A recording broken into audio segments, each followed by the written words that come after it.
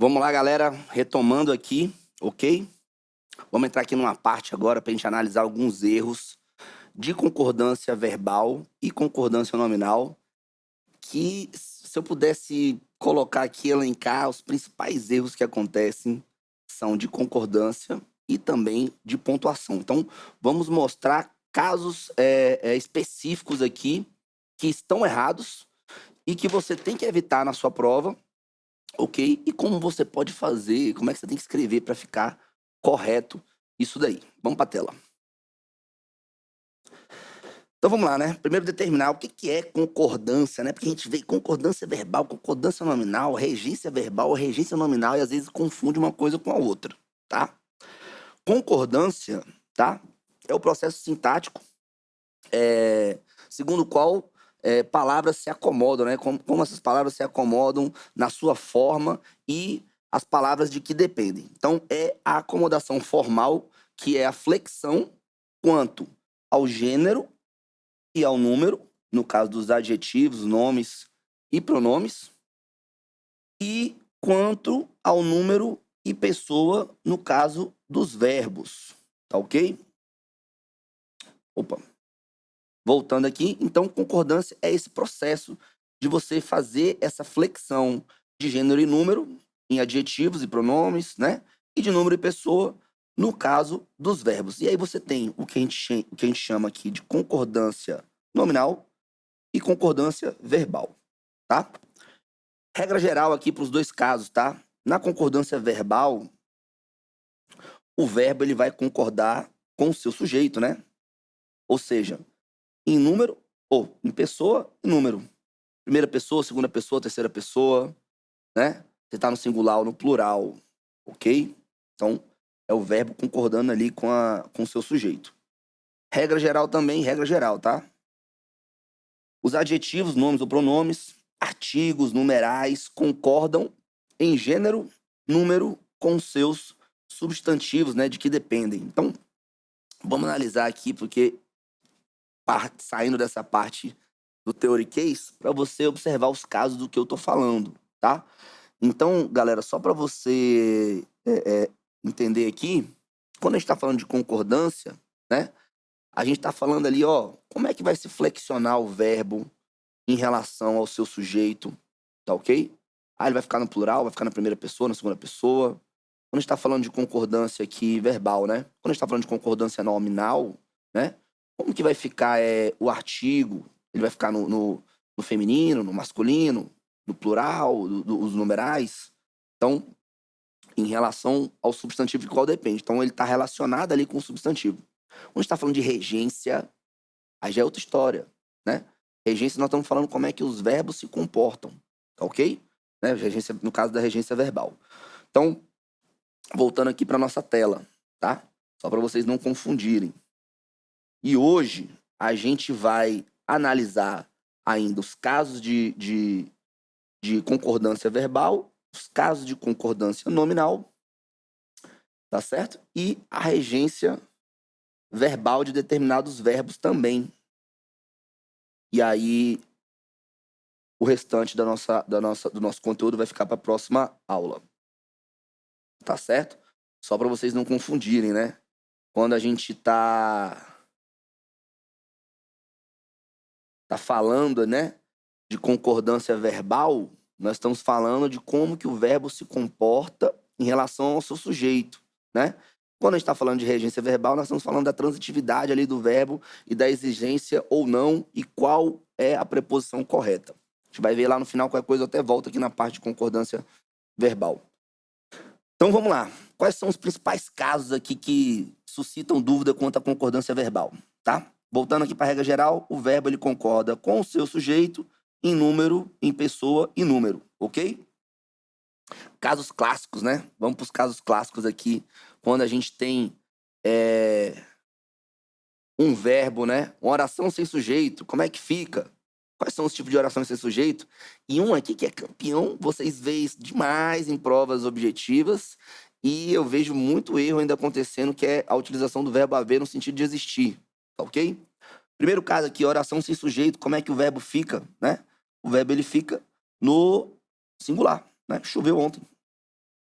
Porque fenômeno meteorológico aqui. No caso de fenômeno meteorológico, você fica no singular.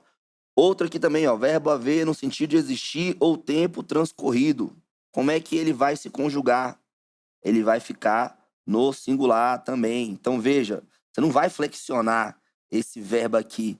Se houverem dúvidas, sentido de existir, né? Se houver dúvidas. Então, isso é muito comum em textos dissertativos, às vezes, a gente encontrar isso daí, porque às vezes o candidato, né, o aluno, ele esquece o sentido do verbo haver, que na verdade está ali justamente no verbo, no sentido de existir, e quando ele está no sentido de existir, ele é impessoal e singular. Então você não vai concordar, né, nem com a pessoa e nem vai flexionar ele em número, tá ok? Então vamos aqui, ó, até ler aqui essa parte aqui da nossa aula, né? Na maior parte das vezes, o verbo haver, na maior parte das vezes, né, isso é até uma dica, quando vocês estão escrevendo, geralmente a gente está sempre utilizando no sentido de existir. Então, na maior parte das vezes, o verbo haver é usado no sentido de existir, acontecer ou para indicar uma ideia de tempo. Então, quando ele está nesse sentido, ele vai ficar no modo impessoal e no singular, ok?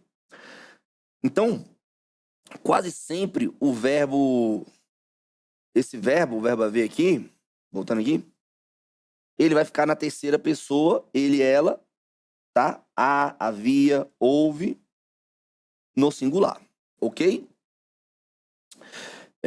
O verbo impessoal é aquele que não tem sujeito e, por isso, não pode ser utilizado, não pode ser usado no plural, tal como os verbos haver, fazer, amanhecer, chover, ok?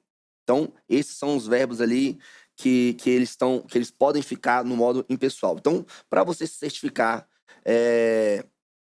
se esse verbo haver ele é ou não impessoal, é só você recorrer ao singular do indicativo para observar se está havendo isso daí, ok?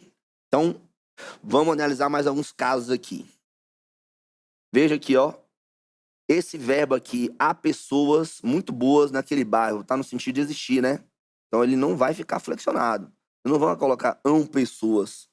Há pessoas muito boas naquele bairro.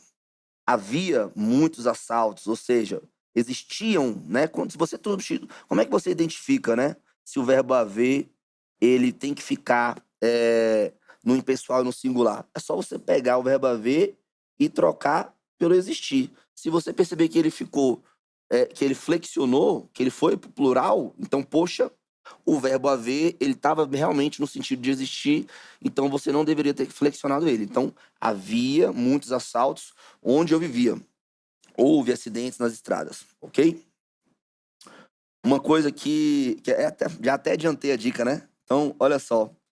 Dica apostólica, né? No caso desse verbo, do verbo haver. Repare que se substituirmos o verbo haver, que é impessoal, pelo verbo existir, aconteceu, acontecer, existir, aconteceu, ocorrer, nos exemplos acima, eles serão, né, eles serão conjugados, ou seja, ele vai se flexionar. Isso acontece porque existir, acontecer e ocorrer são verbos pessoais. E aí, obviamente, ele vai o quê? Ele tem que concordar em gênero e número, ou ele tem que concordar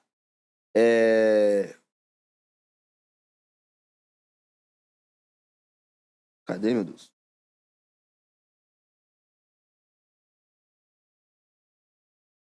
Em pessoa e número com o seu verbo, ok? Então, verbos pessoais, ele obviamente vai seguir a regra geral ali na concordância verbal, que é o verbo concordar com o seu sujeito em pessoa e número. Os verbos impessoais não, ele vai ficar no singular e na terceira pessoa. Então, veja lá. Vamos aqui novamente, ó. Não, estou fazendo uma substituição, tá? Olha aqui, ó. Você viu ali? O não generalize. Há pessoas muito boas naquele bairro. Olha aqui, ó. Não generalize. Existem pessoas muito boas naquele bairro. Por quê? Porque o verbo existir, ele é um verbo pessoal e ele tem que concordar com seu sujeito em pessoa e número. Ok? Aconteciam muitos assaltos, ocorreram acidentes nas estradas. Muito fácil você identificar isso se você fizer a substituição e aí você acaba tendo a oportunidade de evitar esse tipo de erro na hora da sua prova escrita. Outra coisa que aí já aprofundando um pouco mais, né? Que esse tipo de erro ele vem da família do verbo haver, né? O que acontece? Quando o verbo haver, ele tá ali no sentido de existir, ele tem acompanhado ali um verbo auxiliar, tá? Ele vai influenciar esse aspecto, né, da impessoalidade dele. Então, os dois verbos têm que ficar no singular, tanto o haver quanto o seu auxiliar, ok? Então, você não vai colocar assim, ó. Vou até pegar esse caso aqui que tá no plural, tá? Devem haver soluções para esse caso. Não.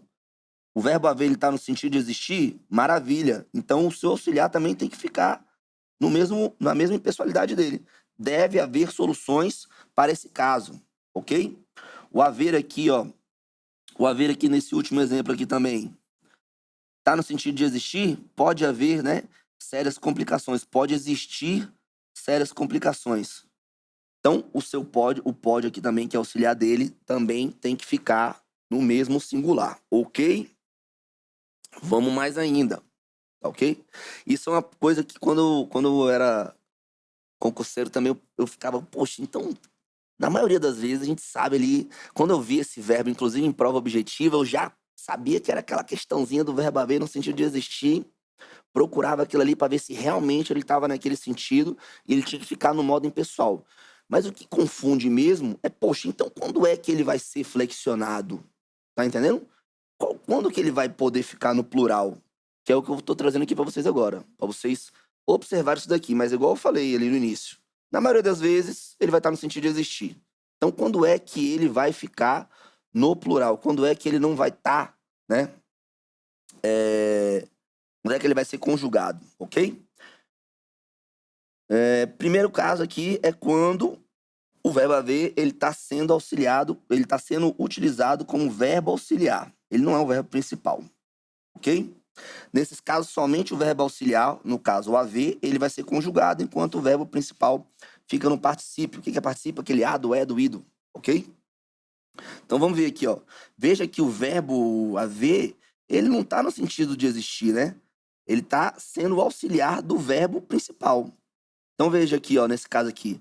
Nós havíamos provado todos os doces naquele dia. Ou seja, o verbo haver, ele é um verbo auxiliar e o verbo principal é o verbo provado que está no particípio. Então, quando o verbo haver estiver junto com o particípio, ele é auxiliar e ele pode flexionar, ele deve flexionar em relação à pessoa e número, ok? Então, elas haviam experimentado todas as roupas daquela loja. Se fosse eles, né? Eles haviam experimentado também todas as roupas daquela loja. Então, verbo auxiliar, o verbo haver, ou haviam, e o principal, experimentado aqui, que também está no particípio. Se ele tivesse no plural, né? Ele havia experimentado. Ok. Então, veja aqui, ó. Eles haverão feito as contas de todos os gastos. O feinho também existe, tá? Haverão feito. Porque o verbo haver, ele é o auxiliar, e o feito está aqui como principal também no particípio, ok? Então, ficar ligado nesses casos, porque isso é importante para a prova de vocês e acontece muito, é um erro que você pode evitar. Vamos lá para o próximo aqui, que é outro caso também em que você não flexiona, né? Verbo fazer sendo empregado no sentido de tempo transcorrido, ou seja, está passando o tempo, né? Faz 10 dias que não durmo, não é fazem 10 dias que não durmo, não, tá? Faz 10 dias, ou seja, o tempo passou, ok? Semana passada fez 2 meses que iniciou a apuração das irregularidades. Você não vai flexionar esse verbo, tá ok? Faz 5 anos que não vou a Brasília. Faz 5 anos que não vou a Brasília, né? Fazem 5 anos. Verbo fazer em tempo transcorrido também fica no singular. Show de bola.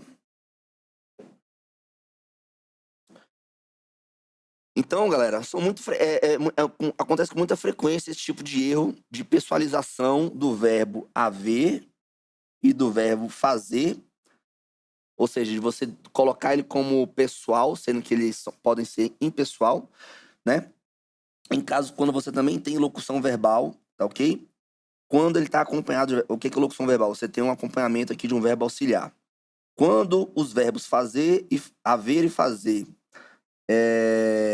estão acompanhados desse verbo auxiliar, eles vão transmitir essa impessoalidade, né, se ele estiver no modo impessoal mesmo, ao seu verbo auxiliar. Então veja, fazer no sentido de tempo transcorrido, que vai ser o impessoal, tá? Vão fazer, não, vai fazer 5 anos. Não é vão fazer 5 anos. Vai fazer 5 anos. Por quê? Verbo fazer no sentido de tempo transcorrido, impessoal, vai transmitir para o seu verbo auxiliar essa impessoalidade. Beleza? Então veja aqui, ó. Essa outra aqui, ó. Deixa eu até limpar na tela aqui para vocês. Voltando.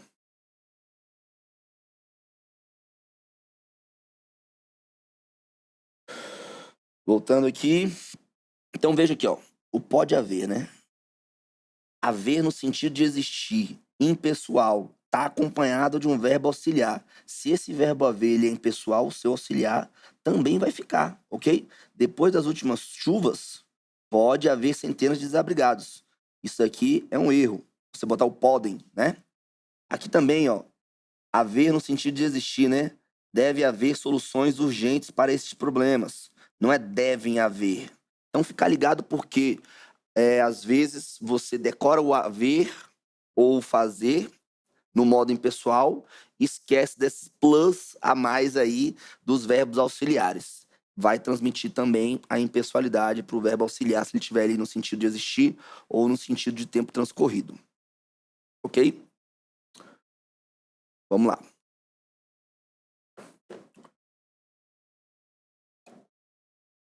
Isso aqui é muito comum também, tá?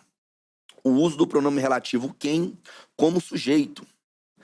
Esse aqui é interessante, porque às vezes você escreve isso e fica até achando que tá errado, ok? O verbo que tiver como sujeito o pronome relativo quem, vamos lá, estamos falando aqui desse pronome. Vixe Maria, esse M ficou muito grande, hein? Vou voltar aqui.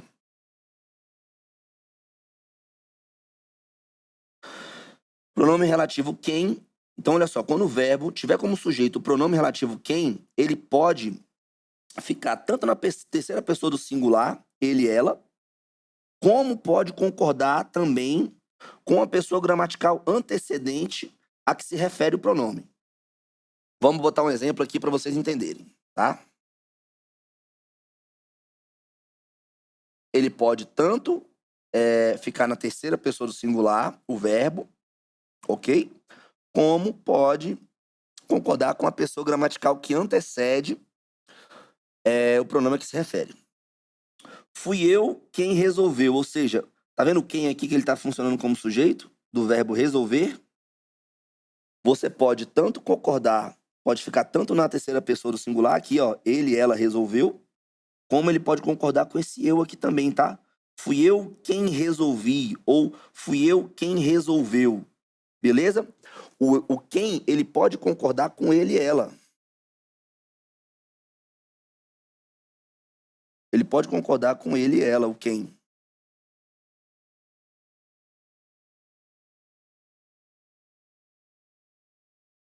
Mas ele também pode concordar com a pessoa que tiver antes, que é justamente o eu aqui, ó, a primeira pessoa do singular.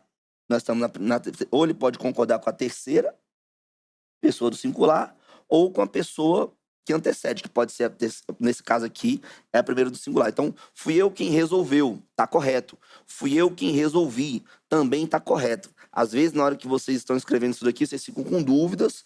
Eu também ficava, mas tá ok, beleza? Verbo apassivado, né, com o pronome ser, né? Vamos lá. O verbo ele deve concordar com o sujeito. Isso aqui é clássico também, porque às vezes vocês não flexionam o verbo quando está na voz passiva. Isso é um erro. Então, ou seja, o verbo ele tem que concordar com o seu sujeito, que no caso está expresso, né? E vem a ser o paciente da ação, né? Ou seja, o objeto direto ali na formativa correspondente. Então, veja. Apartamentos são vendidos, quando você está colocando na voz passiva, vendem-se apartamentos. Beleza? Não é vende-se apartamento. Se o apartamento aqui está no plural, você tem que concordar o verbo com o seu sujeito. E ele está expresso ali, ó, na frase. Ok? Que é justamente o paciente da ação. Se você inverter aquilo ali, você acaba descobrindo quem é o sujeito, o sujeito da oração e vai ver se ele tem que estar flexionado ou não. Então veja aqui, ó. Para obterem-se resultados, né? Não é para obter resultados, porque esse resultado aqui está no plural. Vamos aqui comparar, ó. Apartamentos são vendidos, resultados são obtidos. Vendem-se apartamentos, obtiveram resultados. Então, vamos ficar ligado nessa flexão aqui quando você tem a partícula ser. Se está no plural, o verbo também tem que estar no plural. Partícula ser, na voz passiva, veja se o sujeito está no plural para você colocar também o verbo no plural, ok? Isso daqui confunde um pouco com outro caso que eu vou apresentar um pouco mais à frente, mas vamos ficar ligado do que a gente está falando aqui. Expressões de sentido quantitativo, tá? O que são essas expressões? A maioria, o grande número, metade. Quando você tem um complemento ali dessa expressão no plural. Esse é o caso, ou seja, expressões de sentido quantitativo com um complemento no plural. O que acontece? Você admite, né? A gramática admite a concordância verbal tanto no singular como no plural. Vamos dar um exemplo, vamos ver um exemplo aqui, ó. A maioria dos condenados, ou seja, ó, sentido quantitativo, a maioria dos condenados, complemento no plural, você pode concordar tanto com a maioria como com condenados. Então, a maioria dos condenados acabou ou a maioria dos condenados acabaram por confessar a culpa. Um grande número de estados aprovou ou um grande número de estados aprovaram. Esse caso aqui é muito particular, tá? Expressão em sentido quantitativo, quais são essas expressões? Uma grande quantidade, parte de, a maioria. Isso é muito comum em provas, né? Quando você está escrevendo assim, a maioria dos estudantes, a maioria dos deputados votaram, ou a maioria dos deputados votou. Então, isso é muito comum mesmo em provas discursivas. Ficar ligado que você pode colocar tanto no singular como no plural. Mais à frente nós vamos ver outro caso com o verbo ser, que pode confundir um pouco, mas eu vou até comparar para vocês, ok? Então, só recapitulando aqui, expressões de sentido quantitativo que tem um complemento no plural, você pode concordar o seu verbo tanto no singular como também no plural, beleza? Vamos lá. Concordância aqui também do caso do verbo ser, tem muitas regras, tá? Então, a concordância do verbo ser, obviamente, segue a regra geral, vai concordar com o sujeito em pessoa e número, mas toda regra, vocês estão ligados, né? Se no direito também tem, aqui também vai ter. Toda regra tem a sua exceção. Nos casos abaixo, a concordância aqui é feita com o predicativo. Então, veja que ele vai concordar com o predicativo e não com o seu sujeito em pessoa e número. Quais são esses casos? Quando não tem sujeito. Então, veja, hoje são 10 de julho.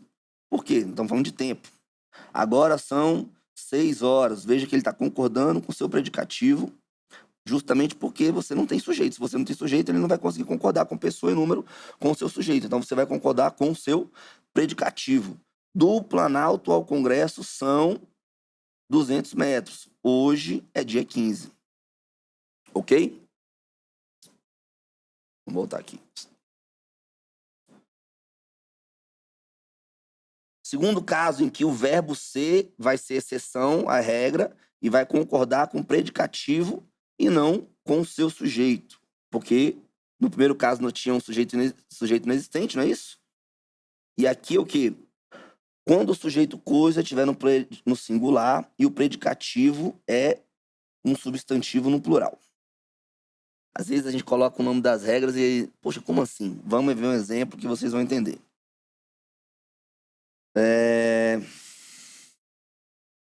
Vamos lá, minha preocupação. Sujeito, coisa no singular. Ou seja, a preocupação. Porque preocupação é uma coisa, não é uma pessoa, um lugar ou um órgão, entendeu? Esse é o sujeito que está no singular e o predicativo, que é um substantivo, está no plural. Predicativo no plural. Então, você vai pegar esse verbo ser e vai conjugar com o predicativo e não com seu sujeito. Sujeito coisa. Minha preocupação são os despossuídos. O principal erro, erro aqui como o sujeito singular, sujeito coisa no singular, foram as manifestações extemporâneas. Beleza? Ficar ligado nesses casozinhos aqui. Esse daqui, o 2 aqui, nem é tão comum de acontecer, vocês evitam muito a escrita disso daqui. Agora, esse daqui pode acontecer também, tá? Verbo ser, que vai ser exceção aqui, vai conjugar com o predicativo e não com o seu sujeito. Pronomes demonstrativos, quais são? Isso, isto, aquilo, aquele, tudo, sem sujeito, tá? Tudo são comemorações. Você não tem um sujeito ali. Então, quais são os casos? Poxa, se você tem um verbo ser que não tem um sujeito, você tem um pronome demonstrativo ou um sujeito inexistente, você tem que concordar com alguém que vai ser justamente com o seu predicativo. Detalhe, se esse predicativo estiver no singular, deixa eu ver se teve algum caso aqui, ele vai ser no singular. Ok, é dia 15. Então, aqui também, tudo são comemorações, tudo são as possibilidades. Aquilo foram gastos inúteis. Lá na nossa aula em PDF tem mais exemplos também, ok? Outro caso aqui deixa eu ver se é esse aqui, Exatamente aqui, Esse é um caso que confunde um pouco. Eu vou até retornar ali depois com as expressões em sentido quantitativo e complemento no plural, tá ok? Prestar atenção aqui, Nós estamos falando do verbo ser, tá? E ele vai concordar com seu predicativo.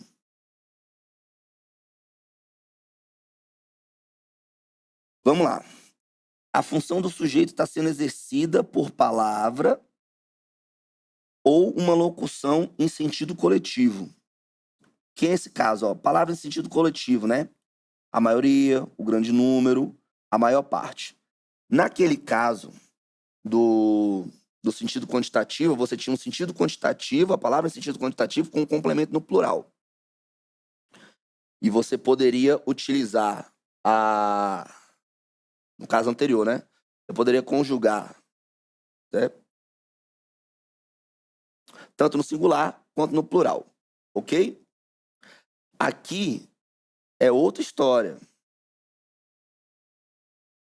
É outra história. Você está falando do verbo ser que vai concordar com o predicativo, ou seja, ele não pode ficar no singular ou no plural. Ele vai concordar com o predicativo. Se o predicativo estiver no singular, ele vai ficar no singular. Se o predicativo estiver no plural, ele vai ficar no plural. Então, vamos olhar aqui, palavra em sentido quantitativo, sendo sujeito, tá? Função do sujeito sendo exercida por palavra ou locução no sentido quantitativo. Ou seja, veja que você tem aqui a palavra de sentido quantitativo, você não tem um complemento no plural. Então, você vai concordar com o predicativo. A maioria eram servidores de repartições distintas. Ou seja, tá vendo que não tem aqui aquele complemento no plural? Tá só a palavra em sentido quantitativo. A maioria. Isso é diferente, porque se o predicativo tiver no singular, você tem que utilizar o singular. Se o predicativo tiver no plural, você tem que usar o plural. Vamos aqui para o último aqui, A grande maioria é pernambucano. Não está no plural. A maior parte são pequenos investidores. Está no plural. Tá entendendo? A grande maioria de candidatos, né? Sem colocar os candidatos aqui no caso, o grande número foram aprovados no exame de redação.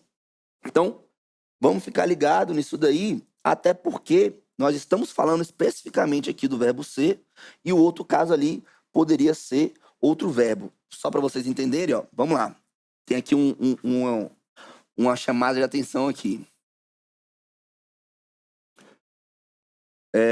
Atenção, tá? Esse caso 4, que eu estava analisando aqui anteriormente, é diferente do caso que eu analisei antes ainda. Expressões em sentido quantitativo com complemento no plural. Ou seja, esse caso 4 que eu analisei é diferente do caso das expressões em sentido quantitativo com complemento no plural. Por quê? Porque aqui possui a expressão em sentido quantitativo, né? Não, ela não está necessariamente acompanhada de um complemento no plural, viu? Nesse caso 4, que eu estava falando do verbo ser, não estou falando de complemento no plural. Ou seja, o predicativo pode estar no singular também. E estamos falando apenas do verbo ser, que nesse caso sempre vai concordar com o seu predicativo. Ou seja, a depender do predicado, o verbo ser vai ficar no singular ou no plural. Não é igual a o outro caso que era facultativo, né? Você poderia escolher tanto o plural quanto o singular. Naquele caso lá das expressões em sentido quantitativo com complemento no plural, pode ser qualquer verbo e a concordância é facultativa, ou no plural ou no singular. Vamos voltar aqui? Botei aqui, ó, os dois juntinhos no slide para a gente ver novamente. Aquele caso ali, ó, era facultativo, ó. Expressão em sentido quantitativo, a maioria. Tem um complemento no plural? Oxe, se eu colocar aqui, ó, a maioria dos condenados. A maioria dos condenados, você pode colocar a maioria acabou ou a maioria dos condenados acabaram. Tá vendo que eu tô falando do verbo acabar aqui? E aí, veja, isso acontece, vocês erram muito isso aqui em prova. Aqui nós estamos falando só do verbo ser, tá? Mas também estamos falando do verbo ser quando ele está com uma palavra em sentido coletivo. Quando você tem o verbo ser e uma palavra no sentido coletivo, mas você não tem um complemento no plural aqui, ó. Certo? A maioria, verbo ser, eram servidores. Ou seja, por que ele vai ficar no plural e ele não pode ficar no singular? Porque servidores, o predicativo dele está no plural. Aqui, ó, nesse caso, o predicativo dele está no singular. Então, a grande maioria é. Não existe aqui uma faculdade de você colocar no singular ou no plural. Aqui existe uma regra, que é o quê?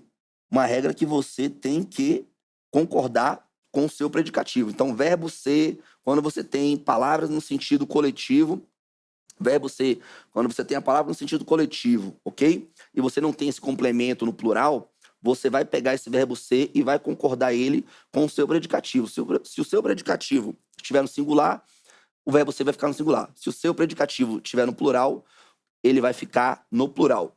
O outro caso vale para todos os verbos. E como é que é o caso? Você tem uma palavra em sentido coletivo e um complemento no plural. A maioria dos candidatos foi ou foram fazer a prova. Veja que você tem a faculdade de colocar tanto no plural quanto no singular. Sei que às vezes pode confundir isso daqui, mas é só ficar ligado. Identifica o verbo. É verbo ser ou é outro verbo? Beleza. É um verbo ser. Vamos olhar para o predicativo? Não, é outro verbo. Vamos olhar aqui. Às vezes, vamos ver se tem um sentido coletivo e tem uma palavra no plural. Show de bola. Então, eu vou poder flexionar isso daí, tanto no singular quanto no plural. Beleza? Dá um nó na cabeça, né? Eu também não gostava, não. Mas, assistindo um pouquinho, se você ficou com dúvida, leia o PDF atentamente nesses dois pontos, né? Que você vai ficar craque nisso daí também. Beleza? Voltando aqui. Concordância com expressões de tratamento, tá? Isso daqui é muito engraçado, né? Quando você usa Vossa Excelência ou Sua Excelência, né? Qual que é o caso? É muito fácil identificar isso daqui. É só você lembrar de qualquer julgamento do Supremo Tribunal, quando eles estão lá trocando ideia, né? Conversando ali. Quando eles estão falando entre eles, um com o outro, eles vão falar, Vossa Excelência isso, Vossa Excelência aquilo. Ele não vai dizer a Sua Excelência. Porque você usa o vossa quando você está tendo um diálogo direto, uma comunicação direta com a outra pessoa. Você usa o sua, né, Sua Excelência, quando você está falando de uma terceira pessoa. A Sua Excelência, o Presidente da República, tem que sancionar o projeto de lei. Concorda, Vossa Excelência? Entendeu? Então, quando você está conversando diretamente com a pessoa, que ela, no caso, é uma excelência, você vai usar o vossa. Quando você está falando de uma terceira pessoa, você usa o sua. Tá ok? Vou dar um zoom aqui para fazer a leitura para vocês, tá? Então vamos lá. Os pronomes de tratamento apresentam peculiaridades quanto à concordância verbal, nominal e pronominal. Embora se refiram à segunda pessoa gramatical, né, com quem se fala, a pessoa com quem se fala, ele leva a concordância para a terceira pessoa, né? Ele e ela. Vamos lá. Os pronomes Vossa Excelência, Vossa Senhoria são utilizados para comunicar diretamente com o receptor. Você está em um diálogo com uma pessoa, ela está ali do teu lado. Já o pronome Sua Excelência é para fazer referência a uma outra atividade, ou uma atividade, a uma outra autoridade que não está ali dialogando com você, tá ok? Eu até coloquei aqui, a dica apostólica. Isso daí em prova objetiva, na hora de você estudar a interpretação, é maravilhoso. É muito fácil você gravar isso, galera. Basta você lembrar, né, do julgamento do STF. Quando o ministro está ali debatendo com o outro que está no plenário, né? Ele está ali no plenário trocando ideia com o outro. Quando o Xandão está ali conversando com... Deixa eu ver quem é o... Com a... Com Gilmar Mendes. Xandão tá ali trocando ideia com Gilmar Mendes. Ele tá ali sempre falando Vossa Excelência, pra lá e pra cá. Então, ele tá falando diretamente com o seu colega. Ele vai usar o Vossa Excelência.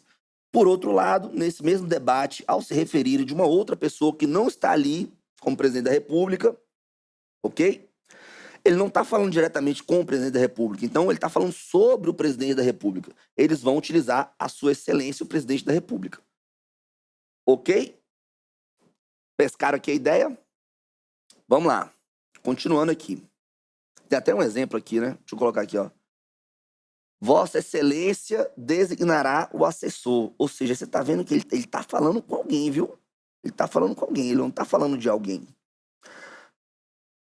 Show de bola. Então, ficar ligado nessa parte aqui. Eita.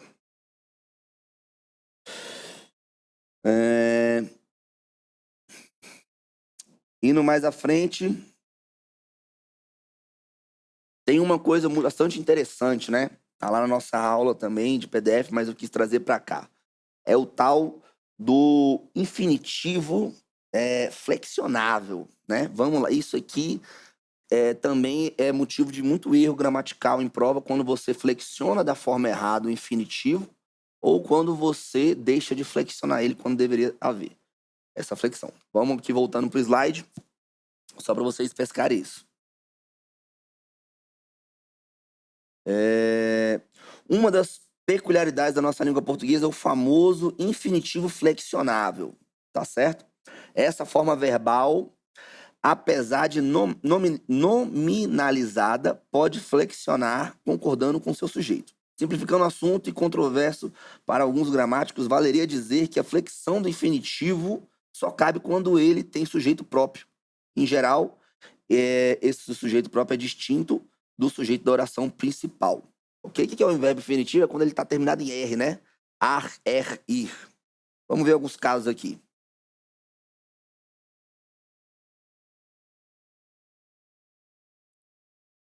Pode passar. Pronto. Chegou ao conhecimento desta repartição, estarem a salvo todos os atingidos. Opa, todos os atingidos aqui, ó, estão a salvo, não é isso? Ou seja, ele aqui é o sujeito do verbo no infinitivo, e aí você flexiona ele, ok? Todos atingidos pelas enchentes estarem a salvo. Então, quando você tem esse sujeito do verbo infinitivo, ele está muito claro, ele também não faz parte ali do sujeito da oração principal, ele é diferente, você tem que flexionar esse verbo do infinitivo. Vamos dar uma olhada aqui num próximo exemplo aqui, ó. A imprensa estrangeira noticia sermos nós sermos, né? Nós somos os responsáveis, ou seja, qual que é o sujeito aqui do infinitivo? Nós, por isso, e tá no plural, e aí você coloca no plural também o verbo no infinitivo, ok? Outra coisa aqui que vocês têm que ficar ligado, que nem sempre isso vai acontecer, tá ok? O infinitivo não é flexionável nas combinações com o verbo de um só e mesmo sujeito. Ou seja, se você tem um sujeito só na oração e é o mesmo tanto para o infinitivo como para o outro verbo, então a flexão vai caber aí, obviamente, para o outro verbo com quem ele concorda, ok? Vamos dar uma olhada aqui, ó. As pessoas podem ou devem, né, ter dúvidas quanto à medida. Veja aqui o mesmo sujeito, as pessoas. Ou seja, esse é o sujeito tanto do verbo poder quanto do verbo ter, que está no infinitivo. Então, se você tem o mesmo sujeito, não vai ser o infinitivo que você vai flexionar, vai ser o outro verbo, esse que está aqui em azul. As assessoras, né? As assessoras podem ter dúvidas quanto à medida. Então, quando que você flexiona o infinitivo? Quando ele tem um sujeito que é só dele, dentro da oração. E esse sujeito é diferente do sujeito do verbo principal. Aí sim você faz a flexão do infinitivo. Vamos voltar aqui para a tela.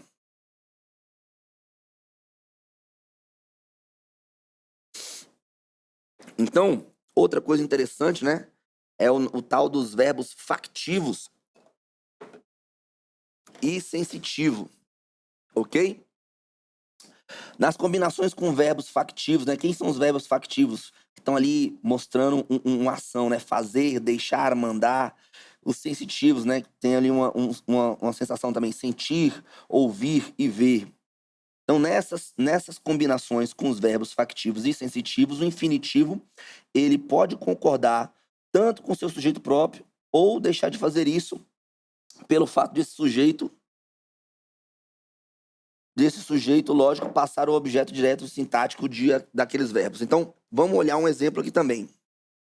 Verbo, aqui ó, o presidente fez, tá? É um verbo factivo aqui do verbo fazer. O presidente fez os assessores entrarem. Os assessores entrarem. Então, veja aqui, ó. Verbo entrar, concordando com os assessores. O factivo aqui, o infinitivo, né? Ele vai concordar com o seu sujeito próprio, com o presidente, tá ok? Sentimos os colegas vacilarem nos debates. Então, veja aqui, ó. Sentir, ele tem que concordar com os colegas, que é o sujeito dele, e os colegas, o vacilar vai concordar com os colegas aqui também. Vamos agora aqui analisar alguns casos de concordância nominal, tá ok? A gente terminou aqui uns casos de concordância verbal. É uma aula mais densa. O que eu destacaria de mais importante aqui, em termos de provas discursivas, é você ficar ligado no verbo haver, no sentido de existir, e no verbo fazer de tempo transcorrido também. E nas conjunções que você tem que fazer, né? Nas flexões que você tem que fazer com os seus verbos auxiliares. Em prova discursiva é o que mais acontece de erro, ainda assim, principalmente quando tem ali a presença do verbo auxiliar e vocês esquecem da regra do verbo haver e do verbo fazer, ok? Vamos aqui para algumas regras de concordância nominal, que a gente até citou no início, tá? Concordância nominal, qual que é a regra geral, né? Os adjetivos, os artigos e os numerais concordam em gênero, masculino e feminino, e número com substantivo que está ligado a ele, certo? Então, se você está falando ali de adjetivo, artigo ou numeral, vai ter que olhar para o substantivo que tem relação com ele para poder fazer essa concordância, flexionar ele quanto ao no masculino, no feminino, ou no singular ou no plural, a depender desse substantivo. Vamos olhar aqui alguns casos especiais aqui, ó. Isso daqui acontece muito em prova também, que é a utilização da palavra anexo, né? Então, veja, anexo incluso também, mas o anexo principalmente. Essas palavras, quando tem função de adjetivo, vai concordar com o substantivo em gênero e número de que dependem, ok? Vamos lá aqui, ó.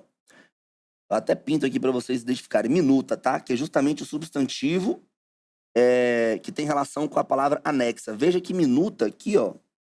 A palavra minuta, ela tá no feminino e tá no singular. Então, o anexo, a palavra anexo, vai ficar no feminino e também no singular. Anexa a presente exposição de motivos segue a minuta anexa, ok? Muitas vezes o que acontece, o que confunde é que às vezes essa palavra anexo, né, tá longe ali, um pouco longe ali dentro da sentença, do substantivo de que depende, certo? Então você tem que ficar ligado para perceber qual que é a relação, com quem que ele está se relacionando. Quando você está justamente escrevendo só a palavra anexo, não coloca, né, o em, ela vai se flexionar em gênero e número com o substantivo. Vamos aqui outro caso, ó. Vão anexos os pareceres da consultoria jurídica. Então veja, o que está anexo aqui é justamente os pareceres, né? Parecer está no plural. Deixa eu até limpar essa tela aqui rapidinho. Parecer aqui, ó, tá no plural e no masculino. Então, a palavra anexo tem que ficar também no plural e no masculino. Então, vão anexos os pareceres da consultoria jurídica. Ok? Fica ligado nisso daí, e principalmente com a palavra anexo, porque ela aparece muito em prova. E vocês escrevem muito isso daí em texto dissertativo também, quando tá escrevendo ali, sobre normas também, que tem anexos, e você vai colocar o argumento de autoridade sobre isso daí.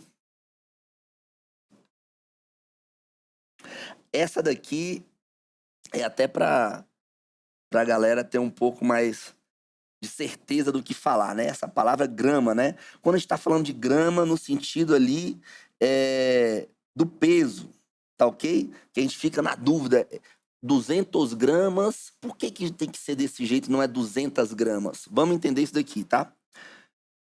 Qual é a forma correta? O grama ou a grama? Existem duas formas corretas, tá? Tanto o grama e a grama existem na língua portuguesa, só que em sentidos diferentes. A grama, você está falando justamente de um substantivo feminino, que é o tal do capim, o mato. Você está falando dele, então é um substantivo feminino, ok? O grama, quando está no substantivo masculino, você está falando da medida de massa, né?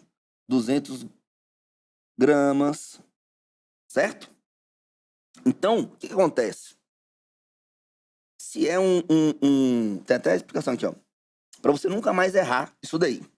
Se a regra geral da concordância nominal diz que os numerais, lembra? Né? Adjetivo, numeral, ele tem que concordar, né? O número, né? Vamos colocar aqui. Não, até é melhor colocar um feminino que fica melhor. O numeral 200, ele tem que concordar em gênero e número com o substantivo de que depende, e o substantivo grama, quando se refere a uma unidade de massa, ele está no gênero masculino, ou seja, ele é masculino, o grama, não é a grama. O numeral também acompanha o substantivo no masculino. Então, ele sempre vai ter que terminar em O, e nunca com a letra A. Certo? Voltando aqui, ó. O grama é um substantivo masculino, quando está falando de medida de massa. Então, se você tem um numeral acompanhando ele, obviamente que ele já iria flexionar no plural, se tiver no plural, e também vai flexionar no gênero, ou seja, 200, o número 200, ele está no masculino, ok? Então, vamos colocar aqui, ó, 200 gramas. Né? Então, ficar ligado nisso daí, porque isso é besteirinha. Pode aparecer num texto de medida também, quando você está colocando isso daí. Mas isso acontece muito mais no dia a dia do que em prova discursiva. Vamos aqui para o final dessa nossa aula, que eu vou falar de alguns casos de regência verbal também. Beleza? Vou só fazer um intervalinho rápido. E aí eu já volto para a gente terminar essa parte final.